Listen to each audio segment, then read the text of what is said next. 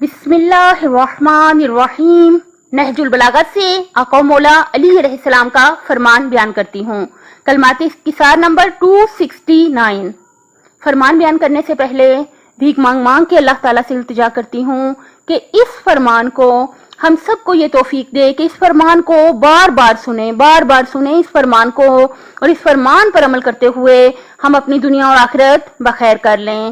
آقا مولا علی علیہ السلام کا فرمان کلمات اختصار نمبر 269. بہت توجہ ہم سب کو چاہیے بہت توجہ رکھیں، اور انشاءاللہ یہ ایک فرمان ہی ہماری دنیا اور آخرت دونوں بدل کے رکھ دے انشاءاللہ. وقال علیہ السلام الناس فی الدنیا عاملان. دنیا میں کام کرنے والے، عمل کرنے والے دو قسم کے ہیں.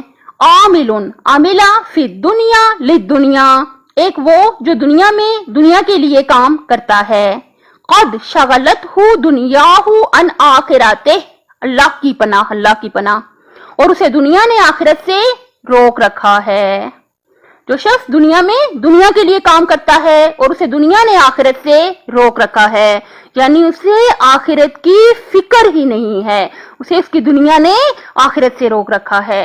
یخشی علی من یخلفہ الفقر، اور اپنے پسماندگان کے لیے فقر و فاقہ کا خوف کرتا ہے.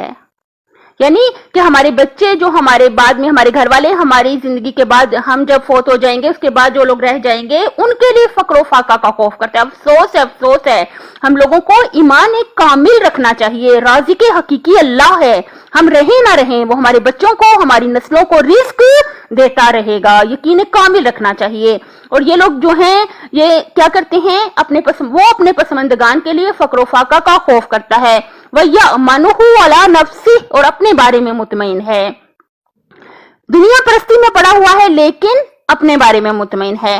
کتنے بڑے دھوکے میں ہے جو انسان اللہ تعالیٰ سے ڈرتا ہے، جو واجبات کی فکر کرتا ہے، جو اللہ سے اپنے گناہوں کی معافی مانگتا ہے، جو اللہ کی مخلوق پہ رحم کرتا ہے، تو وہ اگر مطمئن ہو تو بات بھی بنتی ہے. لیکن جو دنیا پرست ہے، ٹوٹلی 100% جس کی فکر، سوچ اور فوکس دنیا ہی ہے، اسے تو پھر ہرگز بھی مطمئن نہیں ہونا چاہیے. فَيُفْنِي عُمُرَهُ فِي مَنْفَعَةِ غَيْرِهِ، تو وہ دوسروں کے فائدے ہی میں پوری عمر بسر کر دیتا ہے. یہ والا طبقہ نقصان میں رہنے والا ہے. اور دوسرا طبقہ آقا کیا فرماتے ہیں، اللہ تعالیٰ سے بھیک مانگ کے التجا کرتے ہیں اللہ تعالیٰ ہمیں اس دوسرے طبقے میں شامل کرے. مولا فرماتے ہیں وَعَامِلٌ عَمِلَ فِي الدُّنْيَا لِمَا بَعْدَهَا، اور ایک وہ ہے جو دنیا میں رہ کر اس کے بعد کے لیے عمل کرتا ہے. فَجَاءَهُ الَّذِي لَهُ مِنَ الدُّنْيَا بِغَيْرِ عَمَلٍ، تو اسے تگودو کیے بغیر دنیا بھی حاصل ہو جاتی ہے. جس کی فکر آخرت ہوتی ہے اس کے لیے دنیا میں خود بخود آسانیاں پیدا ہو جاتی ہیں. اللہ تعالیٰ اس کے لیے مطلب ایسے وسیلے فراہم کرتا ہے کہ رستے بننے لگ جاتے ہیں، آسانیاں اس کے لیے ہونا شروع ہو جاتی ہیں، جس کی وجہ سے اسے دنیا کی جو چیزیں ہیں، نعمتیں ہیں، وہ بھی مل جاتی ہیں. فَأَحْرَزَ الْحَظَّيْنِ مَعًا، بس اس طرح وہ دونوں حصوں کو سمیٹ لیتا ہے، دنیا کی بھی خیر و بھلائی اور آخرت کی بھی. وَمَلَكَ الدَّارَيْنِ جَمِيعًا، اور دونوں گھروں کا مالک بن جاتا ہے. فَأَصْبَحَ وَجِيهًا عِندَ اللَّهِ، وہ اللہ کے نزدیک باوقار ہوتا ہے.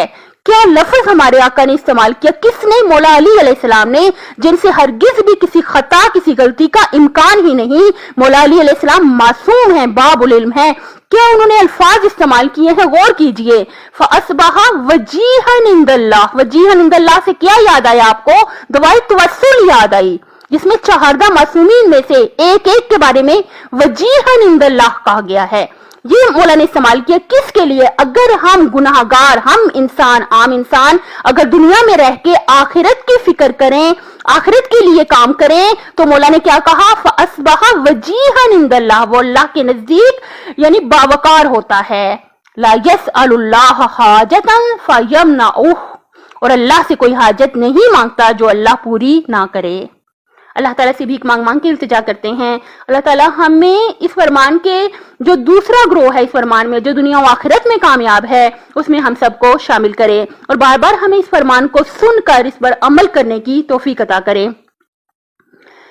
یہی کہوں گی کہ ہم سب آقا و مولا علی علیہ السلام کے چاہنے والے ہیں، تو ہمیں یاد رکھنا چاہیے بقول شاعر، بتاؤ تم ہی دوستو لکھا ہے عشق میں کہیں، علی کو مانتے ہیں اور علی کی مانتے نہیں، فقط زبان سے مت کہیں ثبوت دیں عمل سے بھی، علی نہیں تو کچھ نہیں، علی نہیں تو کچھ نہیں۔ آپ لوگ میرے چینل کو سبسکرائب کر دیں، انشاءاللہ ہم مولا علی علیہ السلام کے فرامین سے دلوں کو روشن کریں گے اور دنیا و آخرت اپنی بخیر کریں گے۔ اپنے ماں باپ کا بہت زیادہ خیال رکھیے گا، اپنے سب گھر والوں کا، ہمسایوں کا، تمام مسلمانوں کا، تمام انسانیت کا، ہمیں چاہیے ہم سب کا بہت زیادہ خیال کریں اور سب پہ رحم کرتے ہوئے زندگی گزاریں۔ اللہ حافظ۔